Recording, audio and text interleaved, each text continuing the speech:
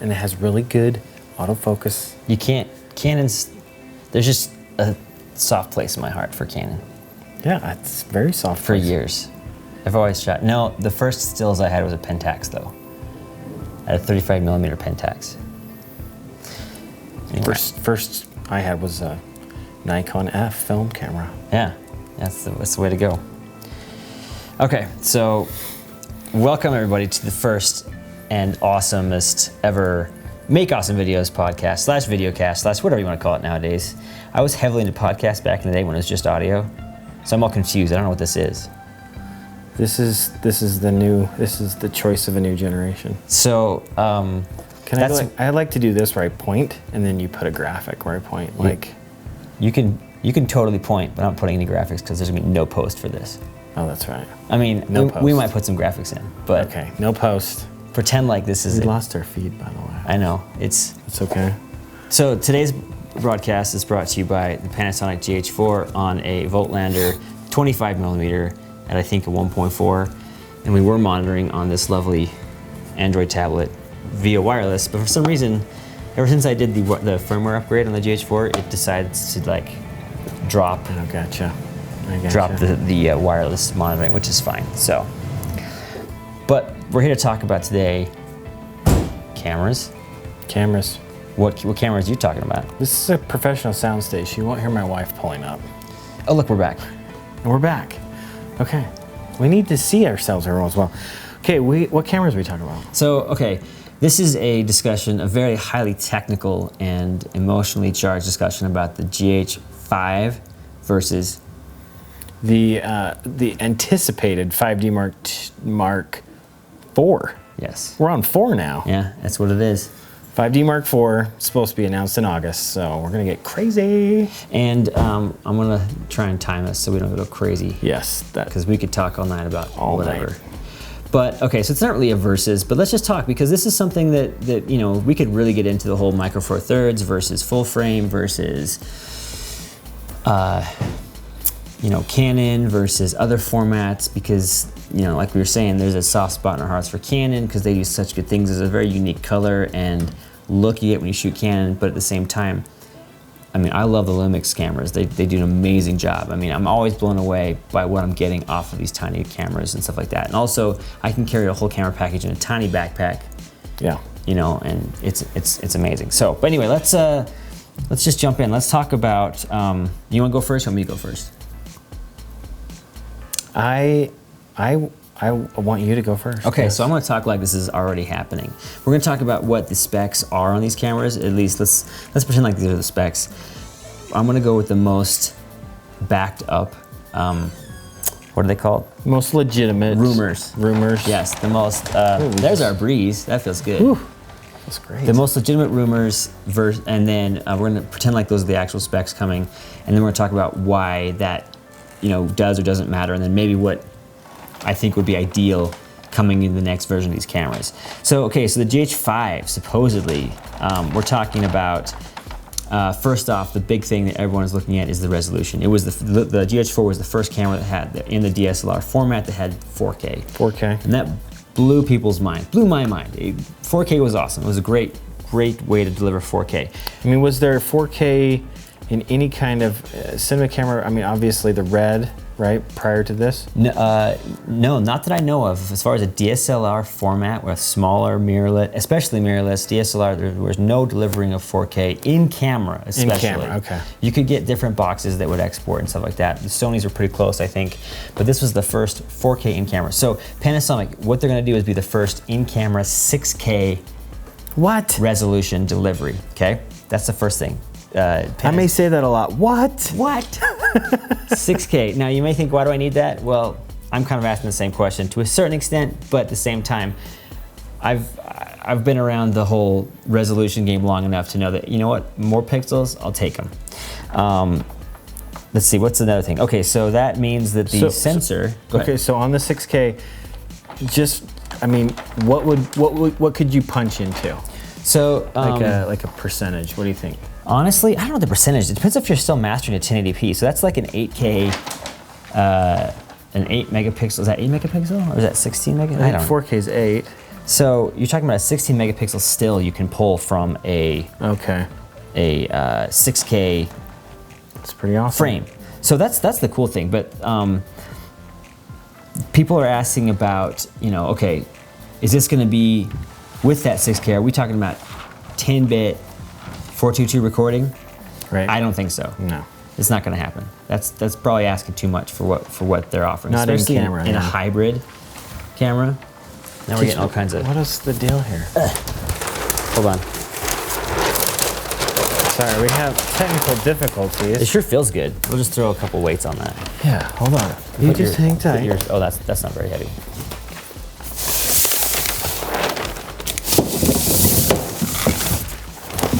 Okay. Can I just hold this? Yeah. That's my mannequin. This is actually pretty cool. I need to get one of these that you can like Do you pre-light think the with. client would be mad if we drew eyeballs on it? No. I think you'd think it would be I don't think awesome. I'm ever getting paid by that client anyways. Okay, so that's the big feature, the 6K that people are expecting off the Gh5. Otherwise, they're hoping for. Gonna regulate the amount of wind. Yeah, go for it. Let's see, what else was there? What was I saying? Now I've all forgotten what the specs were, like you're saying. Okay, I'm back.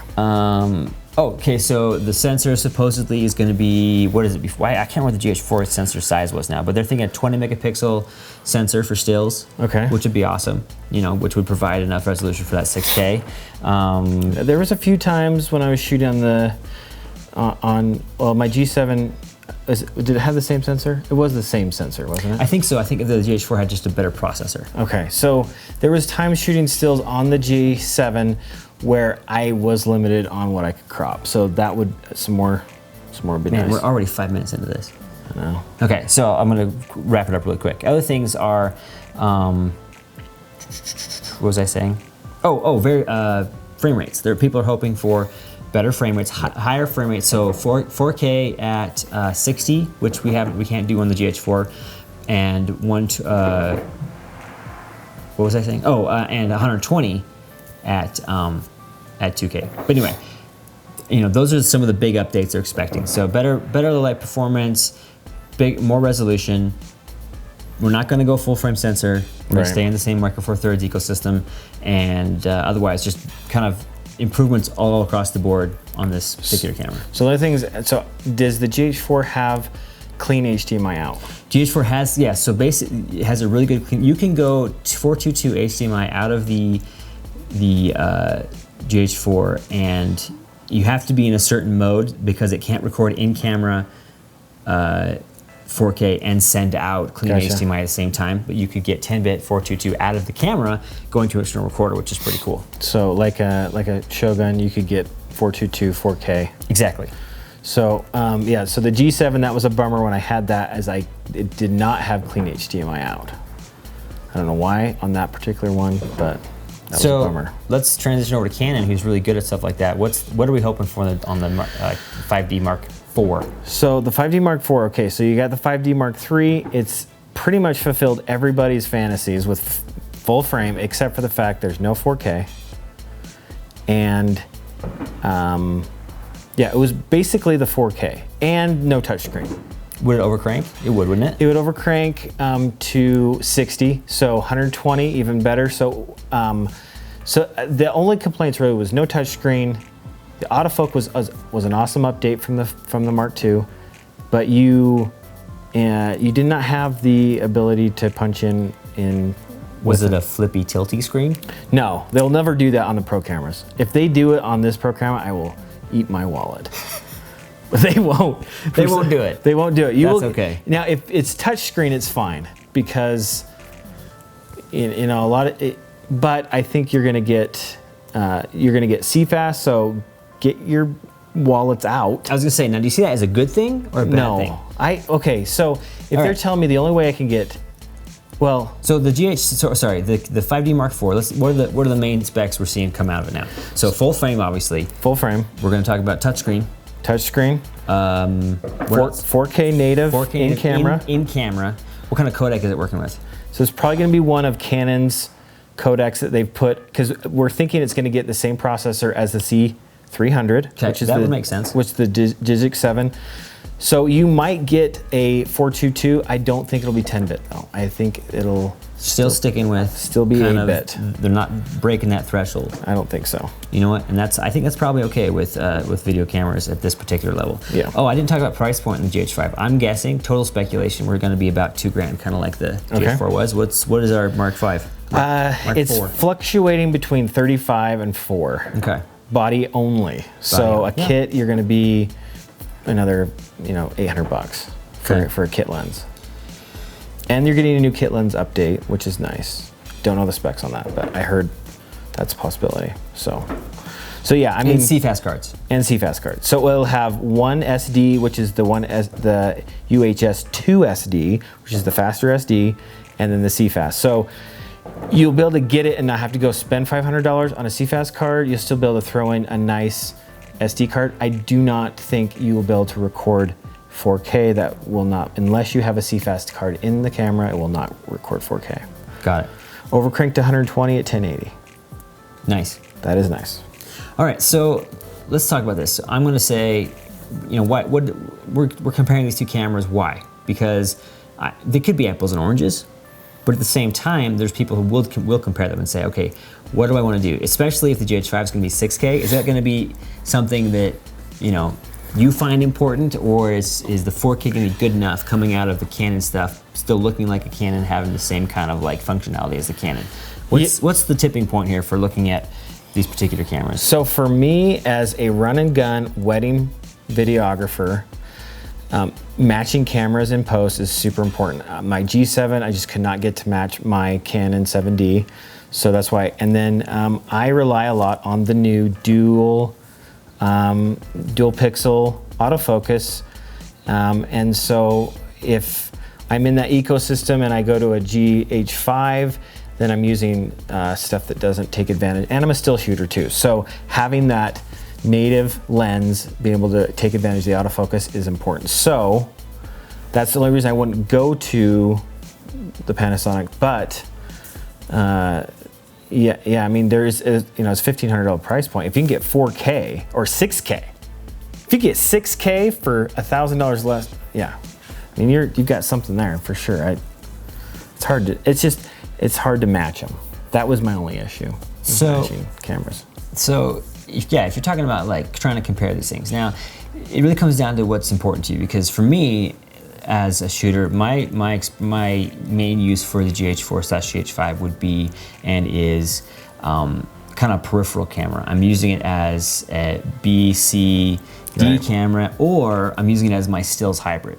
I love the Lumix cameras for stills, and most of the stuff I shoot is kind of random documentary style. I don't want to say sports, but like action shots. I get a lot of things going on, not a lot of straight up portraiture going on, but like I want to be able to capture action. Oh, one of the coolest things I think about the GH4 is you can record. They have a stills mode in the 4K video where, and this is why I think the 6K is so intriguing to me, is pulling those stills out. I shoot a lot of fitness stuff, so I'll shoot a model doing some kind of move, and instead of having to capture that exact moment, I'll just roll a bunch of 4K frames, go back, pull out the ones that look awesome. That is awesome. I mean, I can't deny that. I mean, I loved shooting on the Lumix stuff. I loved the lenses. I loved how crisp everything was. It's just, it did make my workflow a lot easier when I had two of the same cameras. So, I can't bash the Lumix stuff. So maybe a good rule of thumb is it depends on how you are already positioned, kind of like with lenses. Exactly. What kind of shooter you are. Now I will say I haven't used it too much myself, but there are some pretty mean adapters out there for the Mk4 third system, so you can adapt like an active Canon lens. I know the autofocus isn't as fast. Yeah, my only, because I shoot motorsports at times, and I am panning, and I am having things come into the frame and out of the frame, I rely heavily on Canon. They have an amazing, Nikon does too, but I'm not a Nikon shooter, but Canon has their autofocus for fast moving still autofocus is just, it's not, I don't know if anyone's matched it yet. I don't know. So supposedly the GH4 at one point they claimed as the fastest autofocus on the planet. Because, and I don't know, for a couple of things where the processors in the camera. If you're shooting on native Lumix glass. Absolutely. Yes. So the Lumix 14 to 35 or 12 to 35, I love that lens. It's a 2.8, which was a little bit faster for the Mk4 thirds, but that is the fastest autofocus I've ever experienced. I is would that agree. because the sensor's so small, you think? I Is that think having to work as hard? Yeah, I think when you look at the autofocus and a mirrorless, it's definitely different because in a DSLR you have a separate sensor that is taking the autofocus and telling your lens what to do. In a mirrorless camera, it's all right there. It's all, you know, as far as I know, it's all right there on the sensor. It's not, there's not a separate sensor because there's no light bouncing anywhere. So I think they can take advantage of that. But I think it's just, you have to just, if you're gonna go Lumix, you have to kind of go all in if you are a stills photographer. If you're a video guy, you can do whatever you want because you can have someone pull focus for you, you can have, there's so many different options, but if you shoot stills professionally as well, that's where I went back to Canon. And that's where I'd say, for me, as a video guy, I never use autofocus except for on the Lumix cameras because it's, what I'm shooting is usually, it's not quite as important. It's, the setup isn't, I'm trying to hit marks here, here, here. Right. I'm just there shooting, and it's a good enough system I can just say, focus, focus, focus, it does its job. Even throw it on a gimbal, and it does a pretty good job telling, kind of guessing where I want it to focus. But yeah, when you're doing something that's very precise and specific, I'm always gonna switch as a video guy to manual mode, just so I know exactly what I'm getting. Yeah. Flip side of that, you know, relying on something like that for the Canon side of things, I'm always jealous of stills guys because they can use the autofocus in their professional work because it's so precise when it's in stills mode. I don't understand how like the 20 groups and 50 groupings and this many areas, I'm always like, that sounds awesome, I don't understand it. It's pretty amazing what, I mean, I right now have the 7D Mark II that I shoot on daily, and it is probably the best autofocus. And I've shot on 1Ds before. I've shot on all the professional 1Ds, and it rivals everything up to the latest 1DX and the 1DX Mark II. So, okay, so let's kind of wrap this up as we've gone quite a while. And I don't know if we said anything that's really important other than just, hey, kick out on some camera stuff with us. Yeah. Except for the fact to say, okay, if you're on the fence about looking at, because I've had a lot of people ask me this question, okay, should I invest in Blackmagic? Should I be jumping on the Lumix train? Should I do Canon? You know, I had a TI6 or whatever it is up to nowadays, a TI8, TI5, TI3, whatever the entry level Rebel has been. You know, do I need to jump from that into something else, or should I stick with Canon stuff? Well, it used to be, well, resolution, if you want resolution, you go Panasonic. If you want to go cinema, you want to go Blackmagic or Red. If you want to go kind of jack of all trades, you go, or broadcast, you go Sony. If you want to go kind of like a good kind of average thing, you can go C100, and if you want to go pro, you go C500 or something like that. Nowadays, though, it's kind of anybody's game, depending on what you're looking at. Me, I'm going to stick with the Lumix stuff for a couple reasons. First off, I'm heavily invested in a whole bunch of Panasonic native Lumix lenses, so I can't use those on any other system at all. That's the only downside. That's a stop right there. I can't throw my $1,200 Lumix zoom on anything except for maybe other Mk4 thirds systems. But if you want to go Olympus, yeah, Olympus. Get a pen, yes. But you know, if you're looking around and you've got a bunch of L series glass, you can go Lumix, but it's more effective maybe if you're going to be sticking with these features that you want that are coming up on like the 5D. Yeah, it's nice if you've invested in Canon glass. I think you're in a great position because you have so many options. You can go Sony, Lumix, back to Canon, and I think it's just what you're shooting. Where I shoot stills and I need autofocus, that's why I stick with Canon. But the low light performance of Sony is unbelievable, and then the fact that you get 4K and possibly 6K in Lumix, again, it's awesome. So the best solution is to buy one of everything? Yes. That's kind of what my conclusion is from this conversation. But we have wives, is that what you're saying? Wives and children. And obligations. But, okay. I'm gonna sell my car for one of these. Or you get a friend and he buys Canon and you buy Lumix. Yeah, and there you everybody's go. happy. Yeah, see, that's why we're doing this podcast, because it's like I can't remember what I was gonna say. Something about the Parent Trap, but it wasn't gonna work. Yeah, I'm not sure how that adds up. The Parent Trap, you get 2 kids. Anyway, 6K. Okay, yeah, it's not gonna work. But anyway, yeah, so there's really no killer app this time around, I don't think.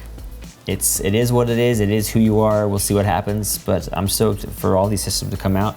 I'm thinking it's going to be Photokina for the Gh5. I think it was Gh4 last time, was the Photokina, the German show in the fall. Okay, so we got a few months. Was it announced? Yeah, and then we're looking at an official announcement maybe in the end of July, 1st of August, and then I think they're shipping, because photographers have already had the 5D Mark IV, and they've already sent them back to Canon. So they might be shipping in October. That's pretty quick. Yeah. And then if these are Blackmagic cameras, they'd be shipping in 2 years. Yes. Having said that, I do have a call with them tomorrow, so hopefully. And if you're a craft camera, you just have a 3D rendering and a website. You call it good. You call it good. That's what I would do. All right, guys. Maybe that's how we can afford our cameras. We should come up with a camera. I like it. We should call it the 12K monster. Yeah. All right. The ghost camera, ghostware camera. Next week we're talking about what? LEDs. I don't know the sign language for LED, but LEDs. LED. If he puts a graphic, he's going to put right here LEDs. We're talking about LEDs. We're talking about single source point lights. We're talking about multi-source lights like panels. We're talking about what it's out there, what the craziness is going on, and everything LED. But thanks for watching, thanks for listening, and check us out at makeawesomevideos.com. Graphic right here. And yeah. Awesome. We'll shut her down. Check you later. Check you later. What movie is that from? I'm trying to remember. Dazed and Confused. Check you later. Okay. Slater. I could be Slater.